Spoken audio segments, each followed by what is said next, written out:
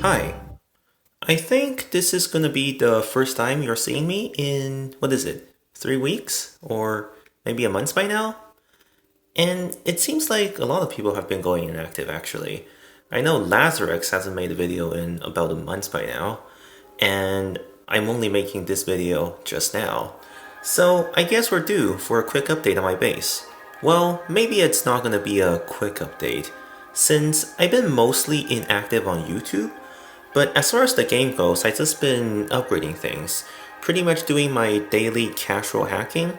I just go on the world map, find people, dump on some programs on them, take their resources, and just pile them up eventually. And I've been keeping up with my strategy at least, so that hasn't changed. Still going for the turrets, and I believe last time where I left off was when I was level 44, and now I'm all the way up to level 49, so that is quite a bit of a difference.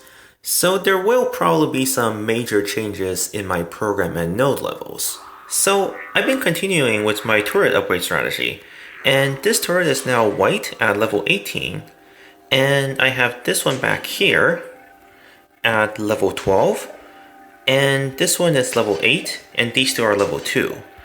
But because their level is still relatively low, I haven't really put them to use yet. The plan was to actually get all of them to white, and then I would reveal what my turret strategy is going to be, because I think before that they wouldn't really be that useful. I've been upgrading my battery RAM like I said, so Protector up to level 14 now, Ice Wall up to level 8, Battery RAM up to level 10, and Beam Cannon, well, still level 21. And these are all the programs I use now, basically. I don't use blasters anymore. I carry shockers, but I almost never use them. They're more like a backup plan, if you will. So my strategy is actually converging a lot onto Muscles, if you remember who he is. Because just recently, I think both him and Yopi just quit the game, since they both just left the Discord server that I was on. And in fact, if we take a look at the leaderboards, we see a lot of new faces up there. We have a level 37, level 35, and level 37, all from Taiwan up there, with Ark at level 46 and Crack at level 61 in the top 5. And if we look at Muscles, he's all the way down to level 9 now, and a lot of the old Taiwan players like Sihyeon, or I don't know if that's how you pronounce it, Kelly Chow, the B guy, as people in Discord call him, they've all dropped quite a bit in ranking. So I guess it's a bit unfortunate that we have some new faces coming in, but the old faces are starting to go inactive. Now, you might also notice that I actually reached the rank of Elite during the time that I haven't been making any videos. And this rank is the rank at 3k reputation, but I only have to maintain a reputation of above 2.75k to stay in this rank. So my reputation is currently at 2.8k, and that's quite a bit far off from 3k, but it's enough to keep this rank and not drop down. And this rank is definitely worth keeping at least, because finally, now the loot bonus is actually worth it. We now have 4k Bitcoin per triangle and $120k per triangle.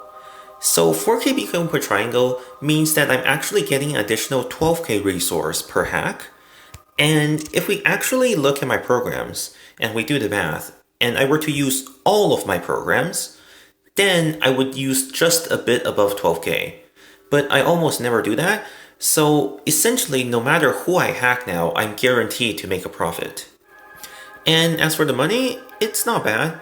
It's $360k per hack, so if I ever need to go up to all the way to $15 million again, which I don't need right now since I'm mostly upgrading low-level nodes, then I can probably fill it up in maybe around just 15 hacks. And of course, with high reputation comes new skins. In fact, these are the final 2 skins to unlock in this game, Cyberdream and Eternity. Now these two are recolors of each other, but they're completely different from all the other ones we've seen so far. So let's take a look at them. So essentially, the theme of these skins is floating spheres going to infinity. And Cyberdream is colored purple, which I think doesn't look nearly as good as Eternity, which is colored a orangish yellowish color. And even though they're both the exact same theme, I don't know, I just think this skin is significantly better because of the coloring alone. And in fact, this would be my preferred skin to buy if I could afford it. But as you can see, it's 5k credits, which is really quite a lot. So if I could ever afford this, maybe I can buy some credits, then I might just buy this skin just for that purpose. And I guess it's also good to show that I have reached 3k reputation, because it's actually pretty hard to keep 3k reputation. Every time I get there, I just immediately drop down. But luckily, you only have to get there once to unlock the skin forever. My only complaint with the skin though, is that if you look carefully at the spears, there's no anti-aliasing applied to them, so you can see the jagged edges. So if we zoom in a bit on this spear here, we can quite clearly see that there's jagged edges at the top and jagged edges at the right hand side. And this kind of applies for a lot of the spears here. So if any developers are watching, please apply the anti-aliasing to the skin, because it's kind of decreasing the value of the skin. Because if they were anti-aliased, then maybe I would actually go ahead and purchase for 5k credits.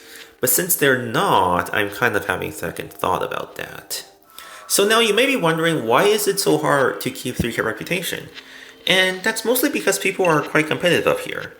So if we take a look at my hack log, all the way down, it's mostly successes with losing a lot of reputation every time. And that's because at this reputation, people tend to just have good programs. All the people who realize that you should max out the beam cannon and get high level protector, high level battering ram or blaster, and maybe decently leveled ice wall or shocker, they're all up here.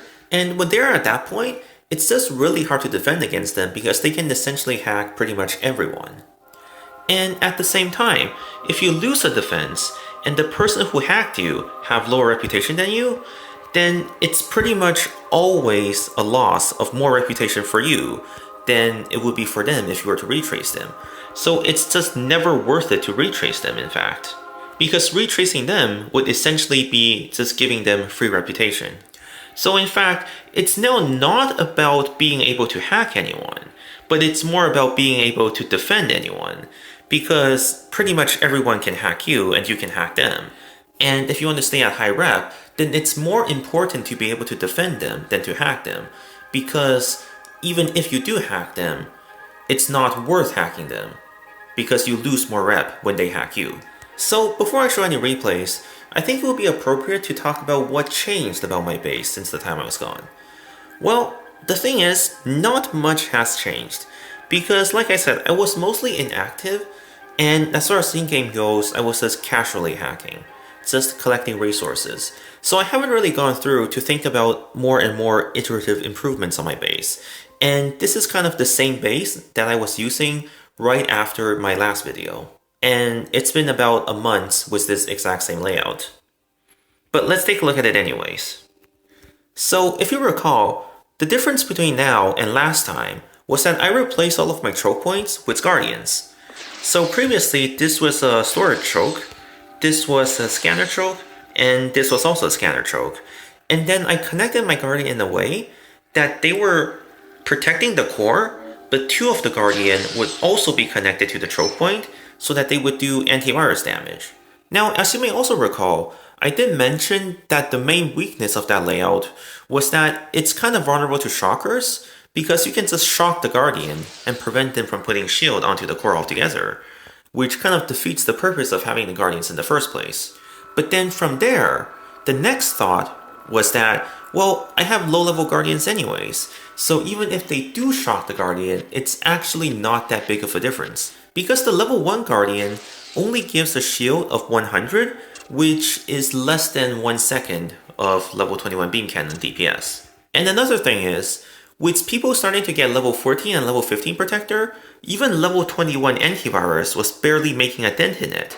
And with only 3 connection slots on my old choke points, the protector was essentially immortal. And especially when you consider that people were starting to have higher and higher level battering ram, the gate just goes down, and you don't even have to worry about the protector ever possibly dropping. And so these factors combined is why I switched all of my choke points into Guardians. And the main benefit of Guardian is that they take 5 slots.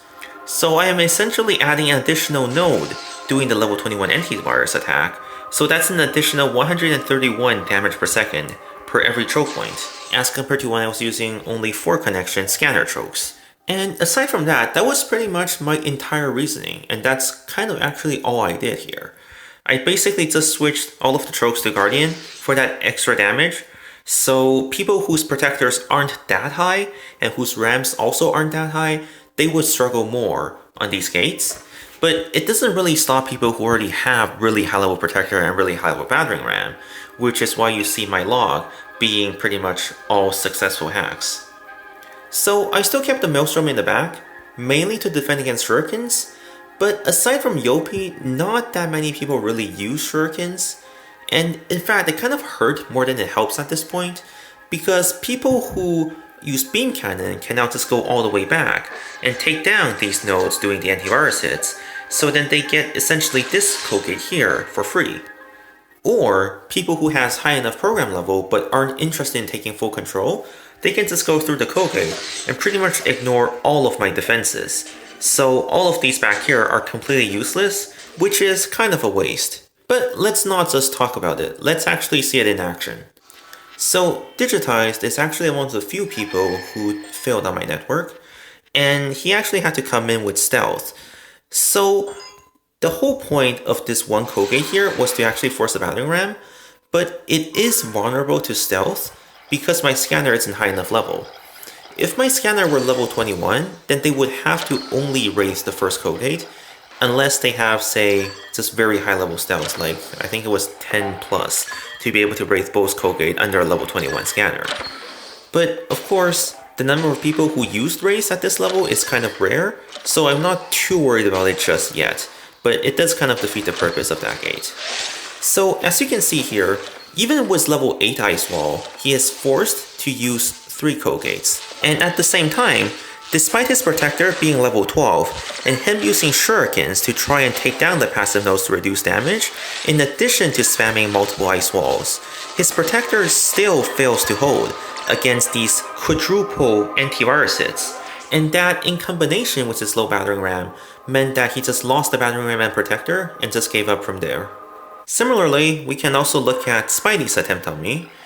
His battering ram and protector is slightly higher leveled, and he did use the double battering ram on this first code gate like I intended.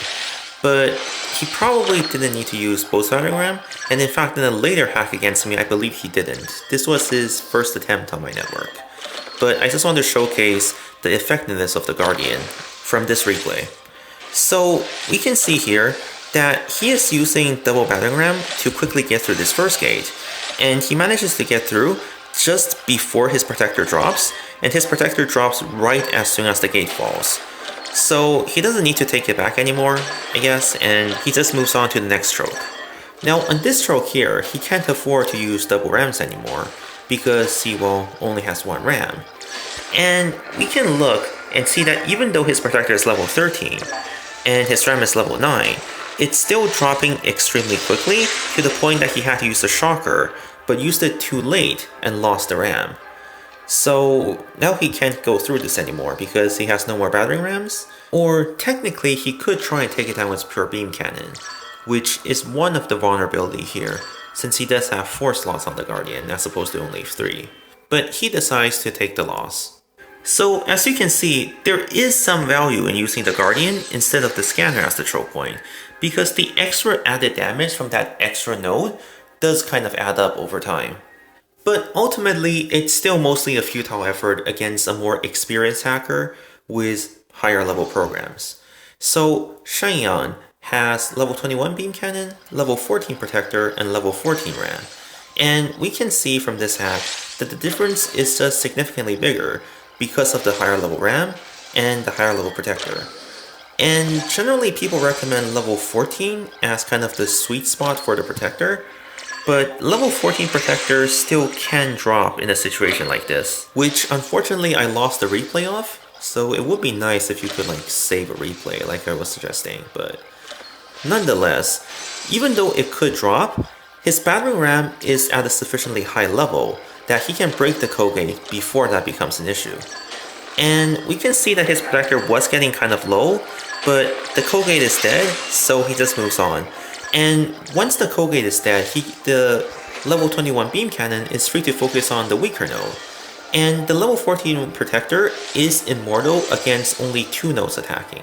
If it was 3 or 4 nodes attacking, it will drop slowly, but with 2 nodes attacking, it can stay up indefinitely. So as soon as the code gate goes up, you can just stop worrying about it, essentially. And if we take a look at his hack, it's just night and day, because the ability to just sustain your protector forever while breaking the code gate really quickly with high level RAM is just such a significant difference here that it's essentially the difference between what makes my strategy work and what doesn't. It's great against people whose RAM level and protector level is low, but once you just get to the point, the sweet spot I guess, where your RAM and protector is really high, then you can hack my network using this strategy every time. And this goes back to why I was saying that I'm planning to change to a turret-oriented strategy. But my turrets aren't ready yet, so I don't really have anything to show for that. Now, I would say that is definitely the most common strategy. At least that's the one I would prefer. But there have been a few interesting ones as well. Like this guy, who apparently only use beam cannon and shockers. He carries 85 beam cannon and 20 shockers, and that's all he uses. So it's a very peculiar strategy because the compile time is pretty insane. If you were to use all 20 shockers and all of his beam cannon, that's like, I think I calculated it to 45 minutes of compilation time just for hacking one person. Now I'm assuming against most people he doesn't use all of his shockers, but it seems like every time he hacks me, he does use that. But of course his reputation was lower, so it's still worth it for him to hack every time. It's just that his compilation time must be pretty insane, and I would never do such a thing myself. And I would never recommend anyone to actually do that unless you just have credits to spare for days. But you can see that it's actually fairly effective, because it disables the code gate regeneration for one, but it also lets him use all 4 slots. So he doesn't actually need a high level battering ram or a high level protector if you just disable all of the nodes so that they don't actually do anything anyways. So that's kind of like a meme right there, I guess. And it's effective, but very wasteful. And maybe this is why people complain that shockers are overpowered, or something like that, because, well, you just use it, and it just disables everything, with pretty much no counter to it. Because, I mean, at least with Protector, it has to be high enough level, such that if it's too low level, it just goes down, and there are counters to it in the sense that you can try and do what I did, where you use the Guardian Choke instead of the Scanner Choke to really pressure those low-level Protector and force them to be at least level 14 or higher. But with Shocker, I guess you just have to time it so that you're shocking it as soon as they come back online, so you're not wasting too many Shockers. But I would say the downside is definitely compilation though, and for him in particular, since he doesn't use anything other than Shocker and Beam Cannon, his weakness is actually a high-level code gate, which is interesting enough, because the reason that I left all of my code gate at a low level was actually because people are starting to use battering rams. So the idea here was to just waste 1 RAM per code gate. But since he doesn't have any RAM, it would actually be very beneficial to upgrade a single code gate, or maybe 2 or 3, all the way to level 19. So it massively increases the amount of shocker he has to use. And it's actually probably the few things that I can defend by just upgrading my code gate further, which is actually pretty nice. And that's why I'm upgrading this one right now, and it's at level 17, and I'm probably going to stop at level 19 and see if he still tries to hack me after that. And since we're at high level now, there's also going to be the occasional few people who have very high level stealth, like this guy, 14 access, 18 wraith, and level 15 and level 14 respectively. And he can pretty much just go ahead and wraith my sentry under a level 13 scanner, and from there it's pretty much just over for me. Nothing much my network can really do once that happens. And the thing is, since he is level 61, at this level, he is at the point where he can both afford high-level stealth and still have high-level beam cannon, high-level protector, and high-level blaster, or battering ram. Although I question why he even needs ice wall and battering ram once he raised the sentry at this point. But essentially, this is very different from the stealth user you see at the lower level and lower reputation, because for them, even if they do something like raise the sentry, their beam cannon is going to be such a low level that they might not even be able to break through the gate and core at the same time, kind of thing.